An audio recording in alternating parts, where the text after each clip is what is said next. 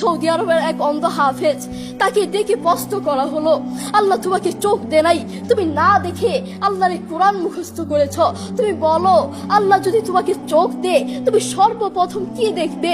অন্ধ হাফেজ বলল, আল্লাহ আমাকে চোখ দে নাই, আল্লাহ আমি চোখে দেখতে পারি না, আমাকে চোখে দেখার মতো সেই শক্তি আল্লাহ দে নাই। আমাকে যদি আল্লাহ চোখ ফিরিয়ে দে, আমি আল্লাহর কসম করে বলতে পারবো আমি আমার মাকে দেখবো না, আমার কলিজার টুকরো সন্তান আছে আমি সন্তানকে দেখবো না, আমার ভাই আছে, আমার বন্ধু আছে, আমার প্রিয় মানুষ আছে আমি তাদেরকে দেখবো না। আমি দেখবো যেই কোরআন আমি না দেখে মুখস্থ করেছি সেই কোরআন দেখবো, সেই কোরআনের আয়াতগুলো কত সুন্দর তার দিকে তাকাবো। আল্লাহু আকবার।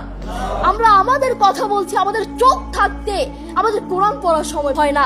আপনি বলছেন আমি ব্যবসা করি সময় পাই না, কোরআন কোত্থেকে পড়বো? ব্যবসা করি কোরআন পড়ার সময় পাই না, আমি দোকান করি দোকানে অনেক কাজ থাকে, বিশ্বাস করুন আমি অনেক ব্যস্ত মানুষ, এজন্য কোরআন পড়ার টাইম পাই না, কোরআন পড়ার সময় পাই না।